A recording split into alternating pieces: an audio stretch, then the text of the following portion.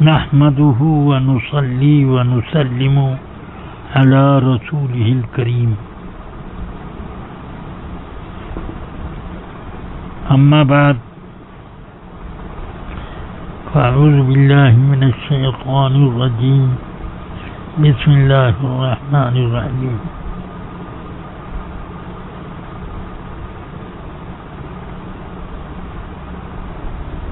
انما يخشى الله من عباده العلماء صدق الله العلي العظيم وصدق رسوله النبي الكريم صلى الله عليه افضل الصلاة واكمل التسليم.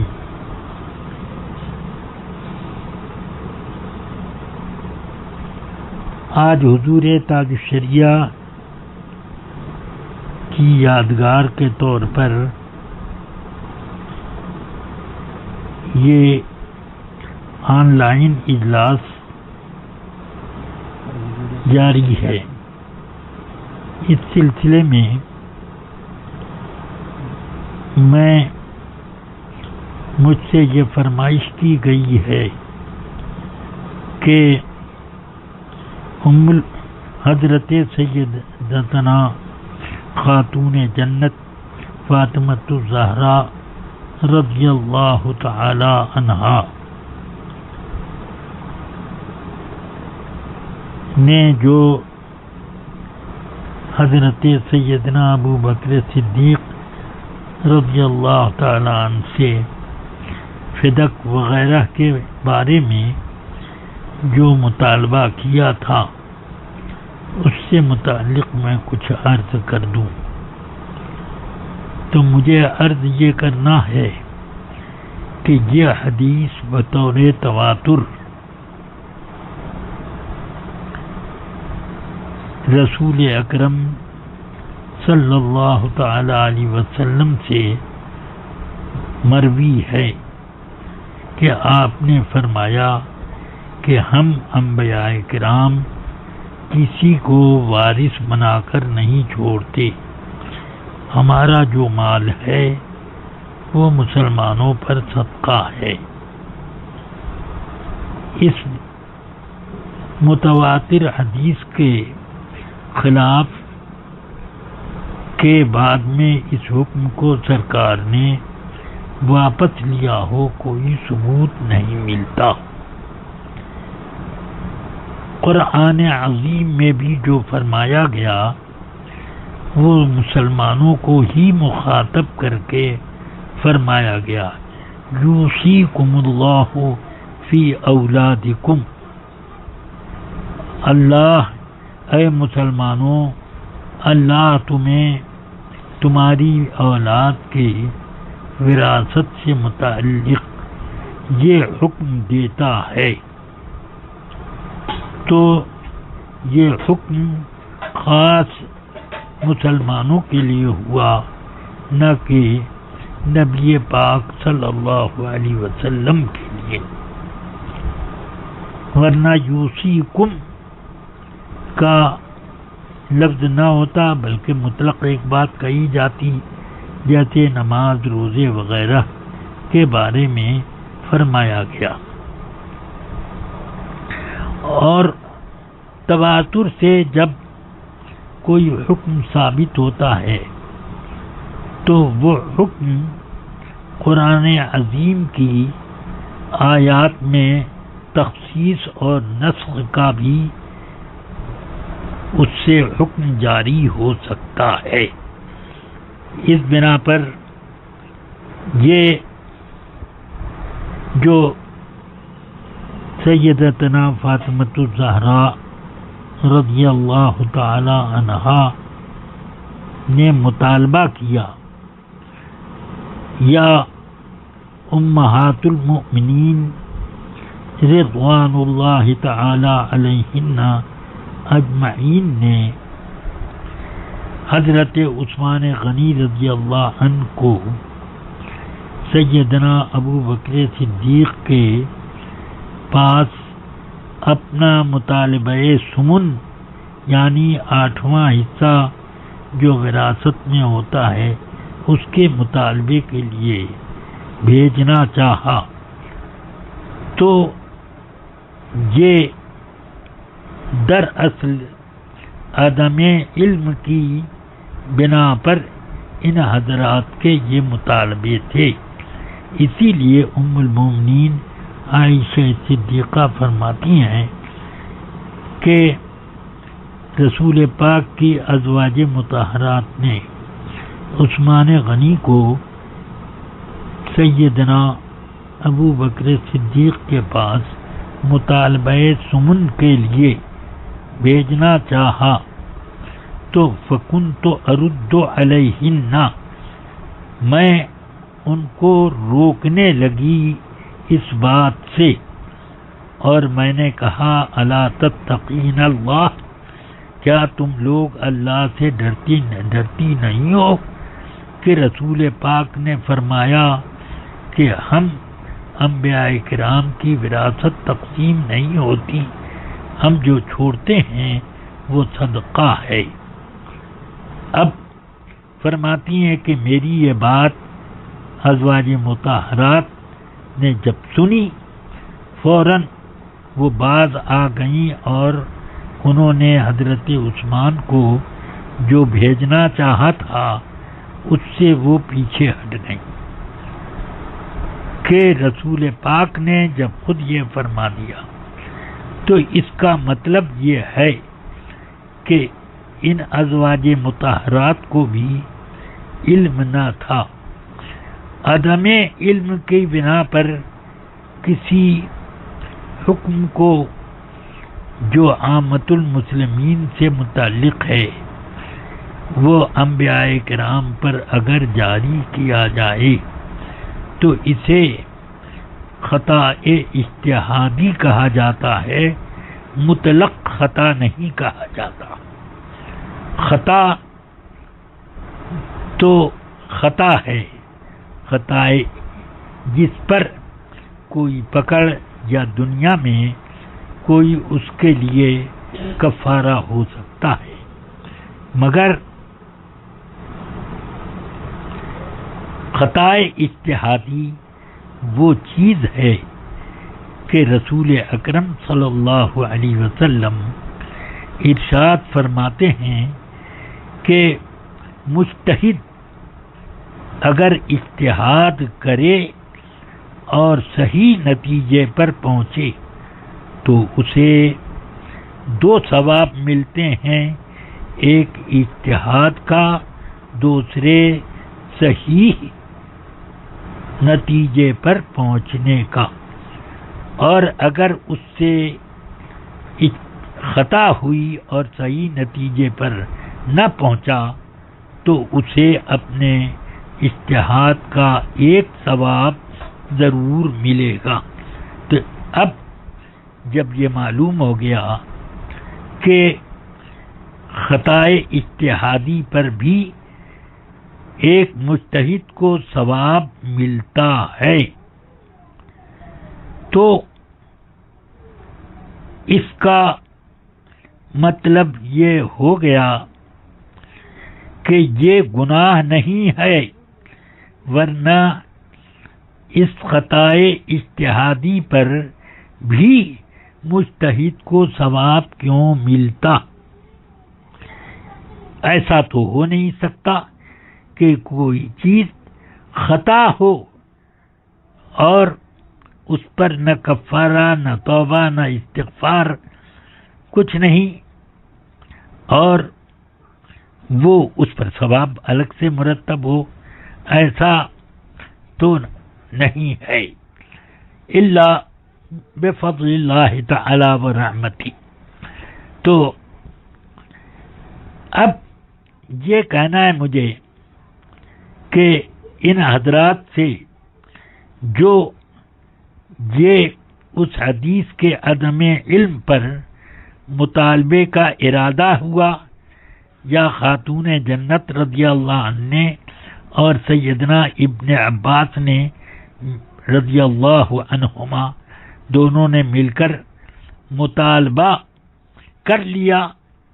تو اس مطالبے کا ارادہ کرنا یا مطالبے کو پیش کر دینا یہ ایسا کام نہ ہوا کہ جو اللہ تبارک و تعالی کے نزدیک اس کو مطلق خطا قرار دیا جائے. اس لیے جب سیدنا ابو بکر صدیق رضی اللہ عنہ نے حدیث سنائی حضرت عباس رضی اللہ عنہ اور حضور خاتون جنت رضی اللہ عنہا کو، تو ان دونوں نے وہ اس سلسلے میں اپنا مطالبہ گویا کہ واپس لے لیا. اب بخاری میں الفاظ ہیں فحجرت ہو ولم تکلم ہو. حضرت فاطمہ زہرا نے اس مطالبے کو، اس طلب کو چھوڑ دیا اور اس بارے میں ابو بکر صدیق سے پھر کوئی بات نہ کی. مگر رافضی اور جو اپنے کو شیعہ کہتے ہیں، ان لوگوں نے بخاری کی اس حدیث کا غلط ترجمہ کیا جو حضرت خاتون جنت رضی اللہ عنہا کی پاک بازی اور ان کے اور ان کی شان تطہیر کے بالکل خلاف ہے. وہ کہتے ہیں فحجرت ہو، حضرت فاطمہ رضی اللہ عنہا نے حضرت ابو بکر سے کٹی کر لی اور اپنی دوستی منقطع کر لی. وَلَمْ تُكَلِّمْ ہو، اور ان سے بات چیت چھوڑ دی. یہ کتنا بیہودہ ترجمہ ہے. کیا حضرت فاطمہ الزہرا رضی اللہ تعالی عنہا کبھی حضرت ابو بکر صدیق سے دوستی کرتی تھی؟ کبھی ان سے بات چیت کرتی تھی کہ انہوں نے کٹی کر لی؟ کٹی تو ہوتی ہے اس وقت جبکہ پہلے سے کوئی تعلق رہا ہو اور بات چیت کا رواج رہا ہو اور بات چھوڑ دی ان سے کرنی کہ پہلے بات کرتی تھی. معاذ اللہ، یہ حضرت فاطمہ الزہرا رضی اللہ عنہا کی شان میں گستاخی ہے. اس کا معنی یہی ہے کہ انہوں نے اپنا مطالبہ چھوڑ دیا اور اس سلسلے میں انہوں نے کوئی گفتگو نہ کی، یعنی نہ ان سے گفتگو کی اور نہ اپنے زوج مکرم سیدنا امیر المؤمنین علی ابن ابی طالب سے اس سلسلے میں کوئی بات کی کہ آپ مطالبہ کر لیجئے، آپ میری طرف سے وکالت کر لیجئے. اگر بات ان کو سمجھ میں نہ آتی تو وہ ضرور حضرت مولائے کائنات کو یا اپنے بچوں میں سے کسی کو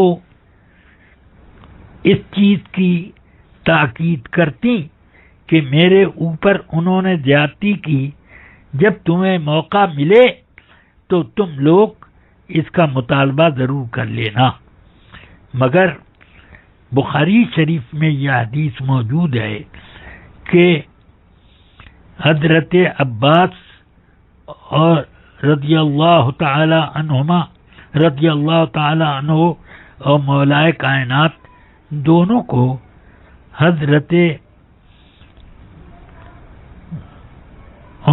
امیر المومنین عمر فاروق رضی اللہ تعالی عنہ نے بار بار کے اصرار کے بعد کہ ان لوگوں نے جب یہ اصرار کیا دونوں حضرات نے کہ باغ فدق کا انتظام جس طریقے سے آپ کرتے ہیں وہ انتظام ہم دونوں کو سپرد کر دیں، اور اس سے ہم کو بھی تھوڑا فائدہ مل جائے گا کہ ہم جو اس پر محنت کریں گے تو ہمیں فائدہ تھوڑا مل جائے گا اس کا۔ تو بار بار کے اصرار کے بعد حضرت امیر المومنین ابو حفص عمر ابن خطاب رضی اللہ تعالی عنہ نے اپنے دور خلافت میں ان کو یہ کہہ کر دیا کہ میں تم دونوں کو اس کے انتظام پر متولی مقرر کرتا ہوں، اسی شرط پر کہ جیسے رسول اکرم صلی اللہ تعالی علیہ وسلم اس مال کا انتظام فرماتے تھے اور جہاں جہاں اللہ کے مال کی طرح سے اس میں خرچ کرتے تھے، اسی طور پر اگر تم لوگ خرچ کرنے کا یہ لو ذمہ تب تو دوں گا، ورنہ نہ دوں گا۔ تو ان دونوں کیونکہ آپ دونوں کو یہ معلوم ہے کہ نہیں کہ رسول پاک نے اپنے بارے میں یہ فرمایا، تو ان دونوں نے فرمایا کہ بے شک ہمیں معلوم ہے کہ سرکار نے یہ فرمایا، تو ہمیں اسی شرط پر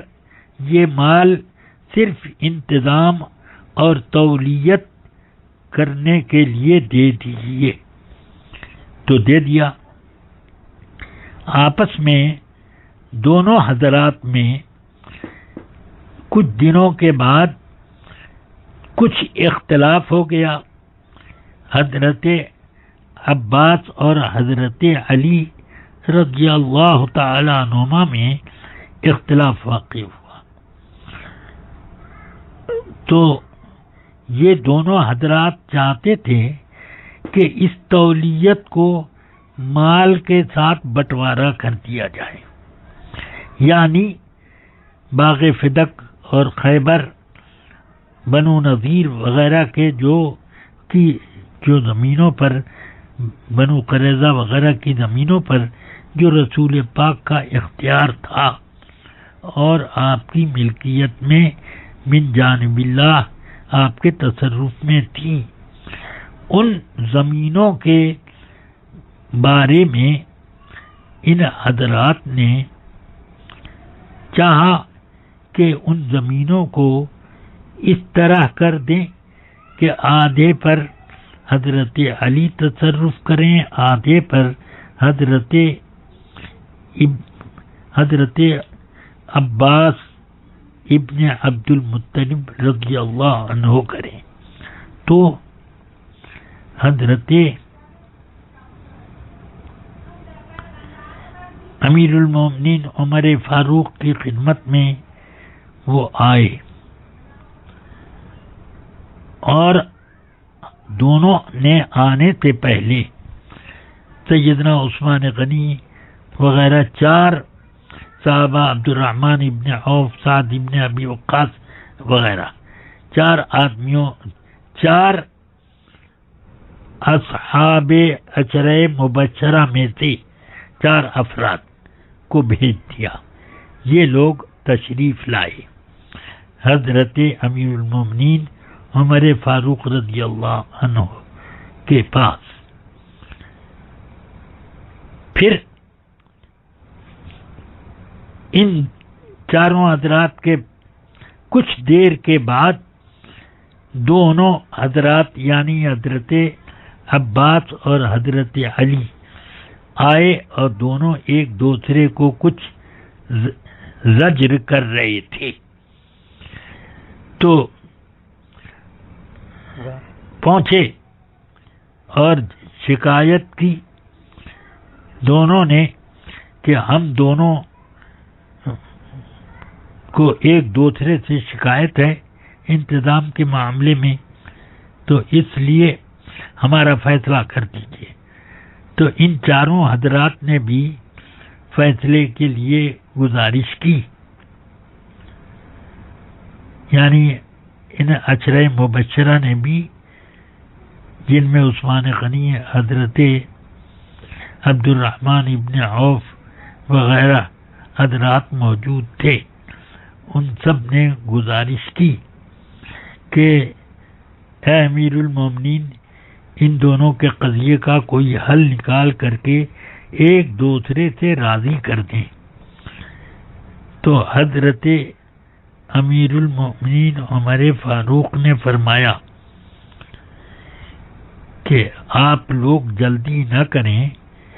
پہلے مجھے یہ بتائیں کہ کیا آپ لوگوں کو یہ معلوم ہے کہ رسول پاک نے اس طرح فرمایا کہ ہم انبیاء کرام کی وراثت نہیں بٹتی ہے، ہم جو چھوڑتے ہیں وہ صدقہ ہوتا ہے مومنین پر؟ کیا آپ کو یاد ہے؟ ان تمام حضرات نے کہا کہ ہاں ہمیں معلوم ہے کہ سرکار نے ایسے فرمایا۔ تو پھر حضرت عباس کی طرف متوجہ ہو کر پوچھا، پھر مولا کائنات کی طرف متوجہ ہو کر یہی سوال حضرت سیدنا فاروق اعظم نے کیا۔ ان دونوں حضرات نے بھی یہی کہا، ہاں ہمیں معلوم ہے کہ سرکار نے یہ فرمایا۔ تو فرمایا کہ اب سن لو، اس سلسلے میں جب یہ سرکار کا فرمان ہے تو رسول اکرم صلی اللہ علیہ وسلم اس مال میں سے کچھ آپ نے خرچ کیا، اور ان دونوں حضرات کو مخاطب کر کے کہا کہ رسول پاک نے اس زمین میں سے، ان زمینوں میں سے خود اپنے دستے کرم سے کچھ حصہ آپ لوگوں کو بھی عطا فرمایا۔ ایسا نہیں کہ سب رسول پاک نے اکٹھا کر کے رکھا، اور جو کچھ اللہ کی راہ میں اس زمین کے خرچ کرنے کے بعد بچا حصہ، تو اس کا رسول پاک صلی اللہ علیہ وسلم اس کی آمدنی سے اپنے سال بھر کا نفقہ رکھ لیتے، اور جو بچتا اس کو اللہ کے مال کی جگہ خرچ کرتے، یعنی جہاد میں، فقراء مسلمین میں، رفاع عام کے کام میں، وغیرہ وغیرہ۔ تو یہ کرتے تھے۔ تو رسول پاک کے بعد حضرت ابو بکر صدیق آئے، انہوں نے فرمایا میں رسول اللہ کا خلیفہ ہوں، اس میں وہی کروں گا جو رسول پاک کرتے تھے۔ تو انہوں نے اسی طریقے پر سارا عمل کیا۔ آپ لوگ بتائیے کہ کیا اس عمل میں ابو بکر صدیق بار علی الحق تھے کہ نہیں؟ یعنی بالکل سچے نیکوکار، دیانتدار، حق پر استقامت کے ساتھ اس مال کے بارے میں تھے کہ نہیں؟ تو ان تمام حضرات نے فرمایا کہ ہاں ٹھیک تھے۔ فرمایا ابو بکر بھی یہی کام کرتے کرتے چلے گئے، میں اب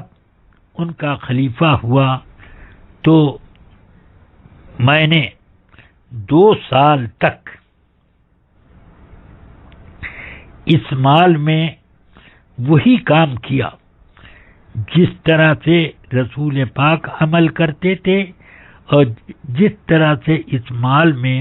ابو بکر صدیق کرتے تھے، اور میں اس کام میں بالکل دیانت کو ملحوظ رکھتا ہوں۔ اب آپ دونوں آئے ہو کہ اس کے علاوہ آپ دونوں آئے مجھ سے بار بار اصرار کیا کہ اس مال کو ہماری تولیت اور انتظام میں دیں. جب مجھے بعد میں سمجھ میں آیا کہ آپ دونوں کی تولیت میں دے دوں تو میں نے آپ دونوں کو اس شرط پر دیا کہ جو اس میں عمل رسول پاک کرتے تھے اور ان کے بعد ابو بکر کرتے تھے اور ان کے بعد میں کرتا رہا، اسی کے مطابق اگر اس مال میں آپ لوگوں کو انتظام کرنا ہو تب تو میں آپ دونوں کو دے سکتا ہوں، ورنہ نہیں. تو آپ دونوں نے کہا کہ نہیں، اس شرط پر آپ ہم کو دے دیجئے جو شرط آپ نے پیش کی. چنانچہ اس شرط پر حضرت سیدنا امیر المؤمنین فاروق اعظم نے ان دونوں حضرات کی تولیت میں پیش کر دیا.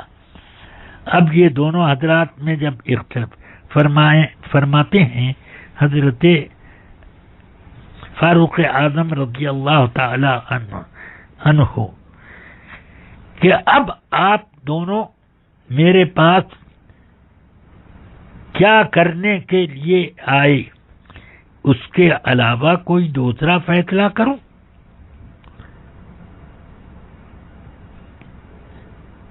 قسم ہے اس رب کی جس کے حکم سے آسمان اور زمین قائم ہیں، میں اس فیصلے کے علاوہ کوئی دوسرا فیصلہ نہیں کر سکتا کہ میں تقسیم کروں اس کو، کہ بعد میں آنے والی نسلیں یہ کہیں کہ رسول پاک کی وراثت بٹی، کہ حضرت عباس کو آدھی ملی، آدھی مولا علی نے وہ لی اپنی اہلیہ کے حصے کی. تو یہ میں نہیں ہونے دوں گا. تم دونوں مل کے کام کرنا چاہو تو کرو، ورنہ یہ مجھے واپس دو، میں تم دونوں کی جگہ کافی ہوں. تو ان دونوں نے اور جو بزرگ صحابہ حضرات آئے تھے ان سب نے اس فیصلے ہی کو اثر نو قائم رکھنے کا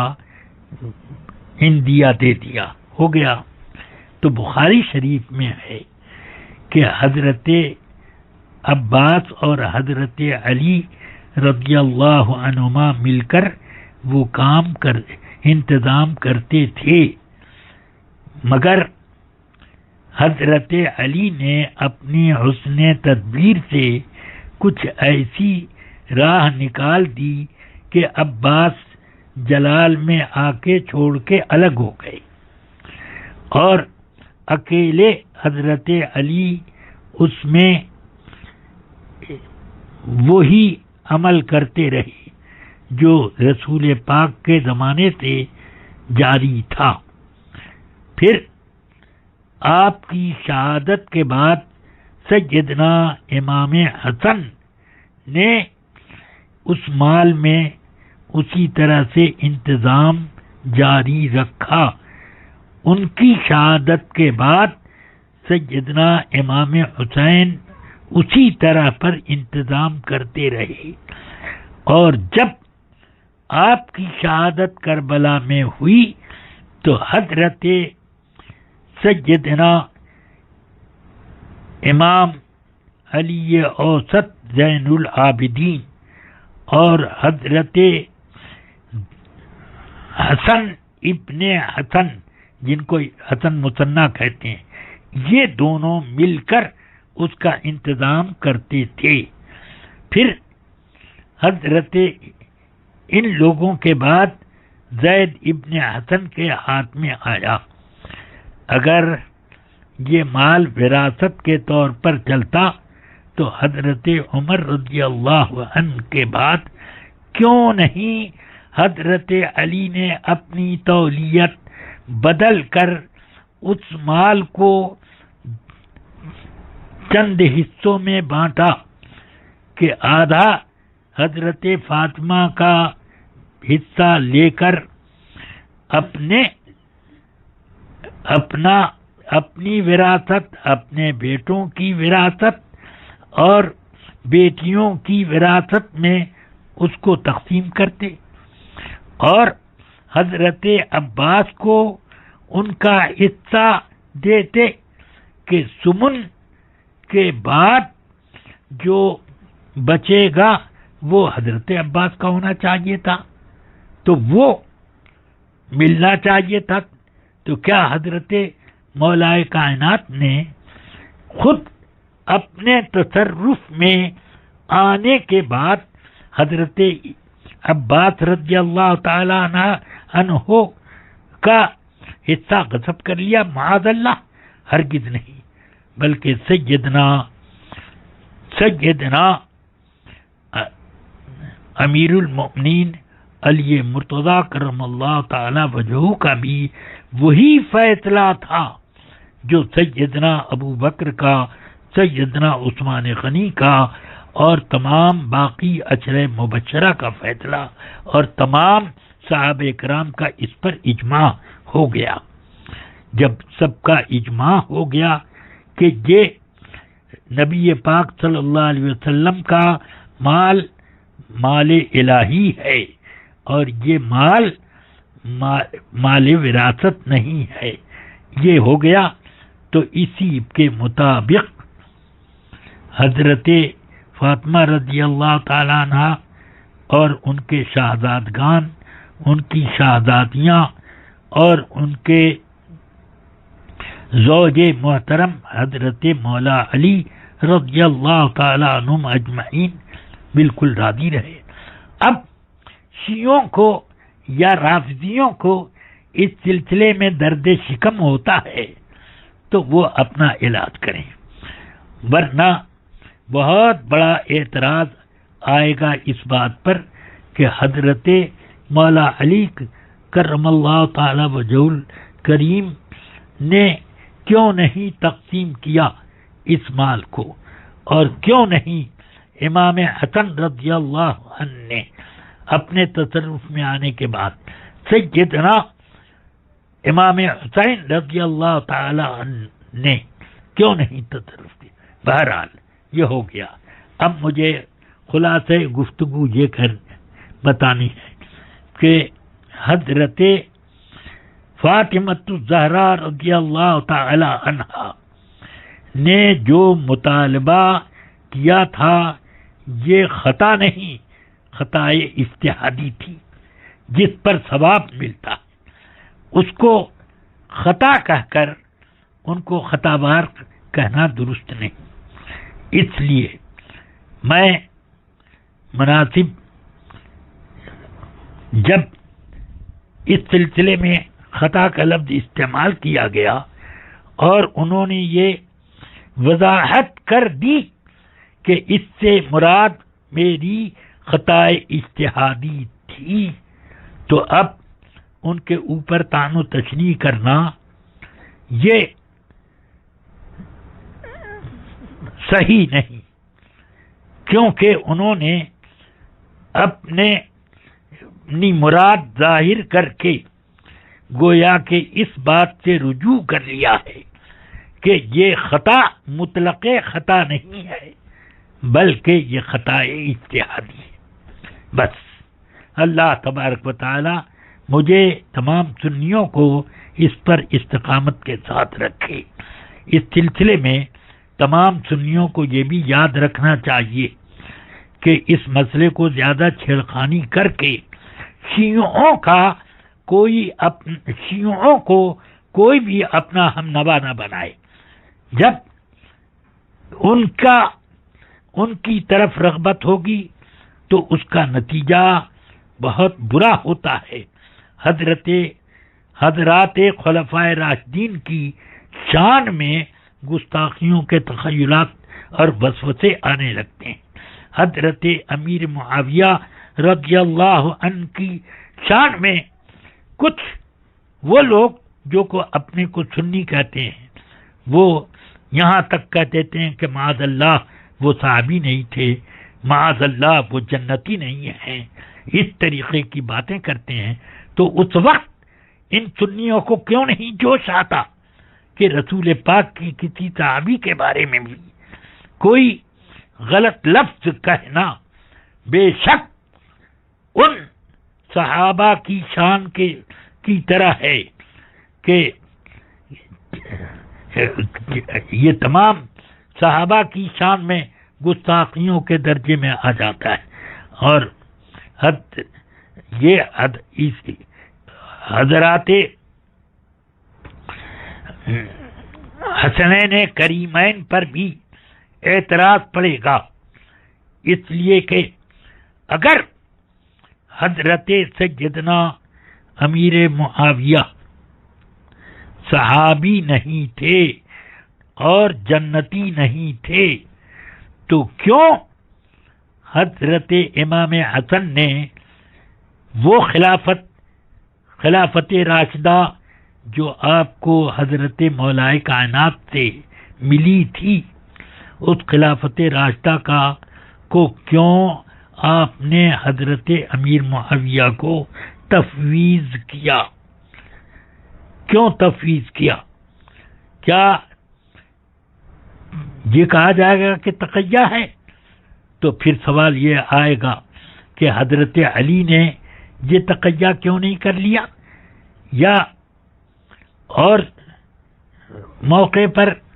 بھی یہ کہا جا سکتا ہے۔ اس لیے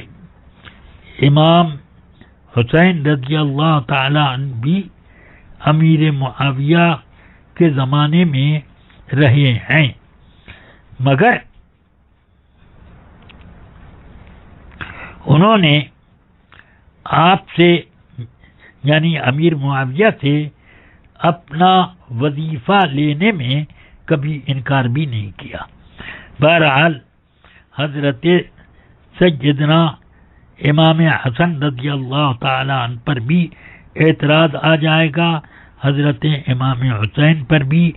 اور بڑے بڑے فتنے کھڑے ہو جائیں گے۔ اللہ تبارک و تعالی ان بارگاہ رسالت کے محبوبوں اور رسول پاک کی نسل اطہار کی ان سب کی شان میں ہمیں زبان درازی سے محفوظ رکھے، ہمیں صراط مستقیم پر قائم رکھے۔ اہل سنت کا بیڑا پار اصحاب حضور نجم ہیں اور ناؤ ہے عطرت رسول اللہ کی، وصلی اللہ تعالی علی النبی الکریم وآلہ وصحبہ اجمعین۔ نحمده ونصلي ونسلم على رسول الكريم اما بعد۔ غوث اعظم بمن بے سر و سامہ مدد دی مدد کعبہ ایمان مدد انتظار کرم تسمن عینی را، اے خدا جویو خدا بینو خدا دا مدد ہے۔ تمام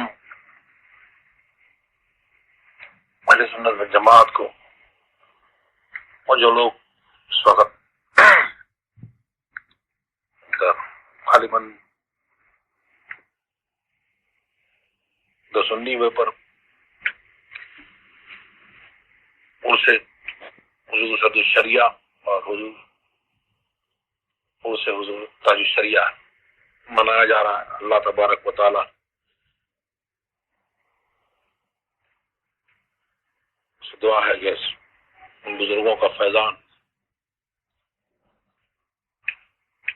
خوب عام سے عام تر فرمائے، لوگوں کی جو بھی پریشانیاں ہیں مشکلات ہیں اللہ تبارک و تعالی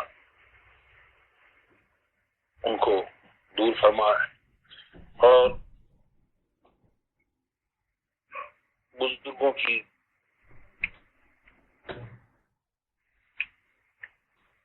تعلیمات پر عمل کرنے کی توفیق عطا فرمائے، اس پر گامزن رکھے، اس پر چلائے، اور جو پیغام اپنی زندگی میں دیتے رہے، جس مسلک کی طرف، مسلک اہل سنت والجماعت کی طرف، جس کو پہچان کے لیے مسلک کے آلات کہا جاتا ہے، اس کی طرف بلاتے رہے، کسی کا پیغام دیا، اللہ تبارک و تعالیٰ اس مسلک پر ہم کو قائم رکھے اور اسی پر ہمارا حشر فرمائے۔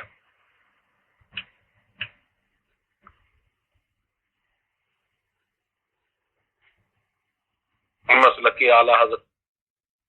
پہ قائم رہو، زندگی دی گئی ہے اسی کے لیے، جہاں میں عام پیغام شہ احمد رضا کر دیں، پلٹ کر پیچھے دیکھیں، پھر سے تجدید وفا کر دیں۔ تجدید وفا مسلک اعلیٰ حضرت کیا ہے، اسی کی طرف حضور تاج الشریعہ بتا رہے ہیں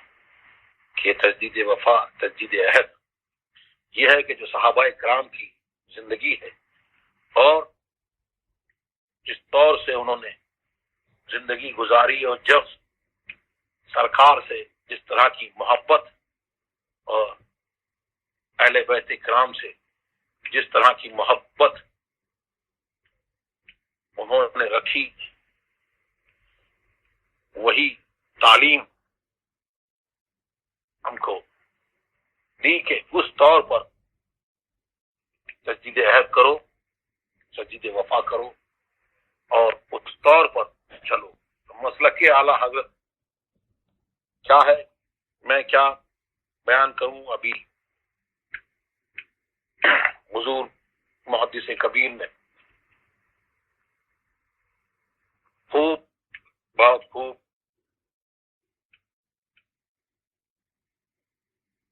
آپ نے بیان فرمایا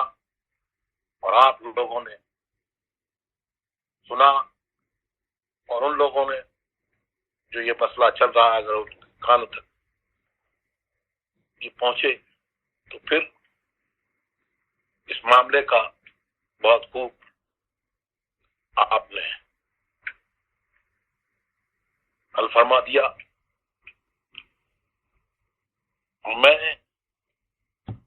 میں اس کی کیا تائید کروں گا، بلکہ اعلیٰ حضرت کے اشعار سے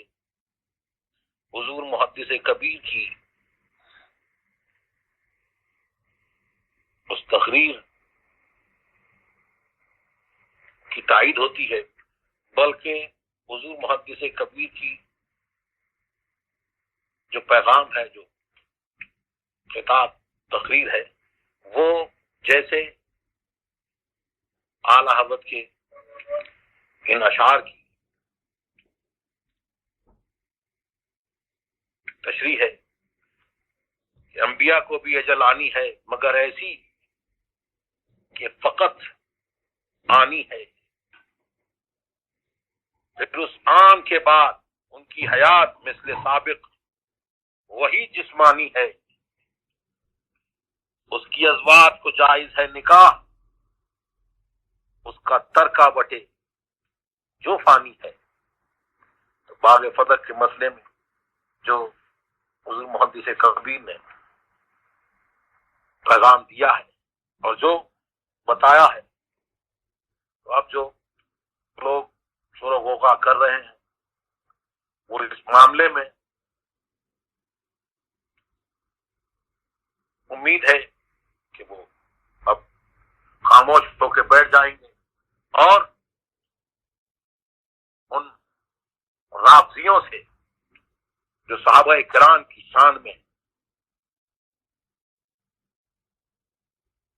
گستاخیاں کرتے ہیں اور ان کے بارے میں اس بہانے سے سب و شتم کرتے ہیں، ان سے حساب لیں گے اور ان کو بتائیں گے کہ محبت اہل بیت کیا ہے اور کس طور سے ہوتی ہے۔ محبت کو بھی لگام چاہیے، ایسے نہیں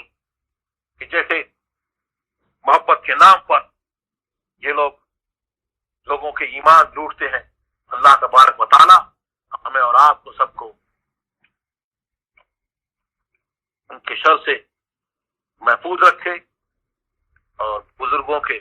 نقش قدم پہ چلنے کی توفیق عطا فرمائے۔ اللہ تبارک و تعالی حضور محدث کبیر کی عمر میں برکت عطا فرمائے۔ اللہ تبارک و تعالی ان کو صحت کے ساتھ میں ہم غرباء اہل سنت پر قادر قائم رکھے۔ وآخر دعوانا الحمدللہ رب العالمین۔ السلام علیکم ورحمۃ اللہ وبرکاتہ۔